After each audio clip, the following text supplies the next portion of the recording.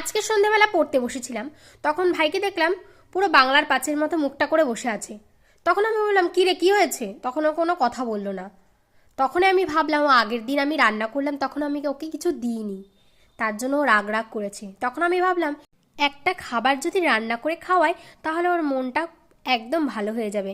তাই ভাবলাম কিছু করে খাওয়াই। ওপরে এসে দেখলাম খই আছে, তো খইয়ের নাড়ু করলে কেমন লাগে, তো একটু রান্না করে দেখি। তাড়াতাড়ি করে চটপট করে আগে খইয়ের নাড়ুটা করে ফেললাম আমি। তখন আমি ওপরে এসে তাড়াতাড়ি করে আগে খইটা ভেজে নিলাম ভালো করে। তারপরে আমি মিক্সিতে পেস্ট করে নিলাম। পুরোপুরি নারকেল নাড়ু যেভাবে বানাই আমি সেইভাবেই বানালাম, কিন্তু খইয়ের নাড়ু। একটা শার্টওটে তনুজা বলেছে, সো টেস্টি, আমার দেখেই খেতে ইচ্ছে করছে, থ্যাংক ইউ তনুজা। আর একটা শার্টওটে গীতাদি বলেছে, ওয়াও, থ্যাংক ইউ গীতাদি। এরপর সাজিয়ে পরিবেশন করলাম। এরপর ভাইকে দিলাম, ভাই খেয়ে বললো, ওয়াও টেস্টি। বাই।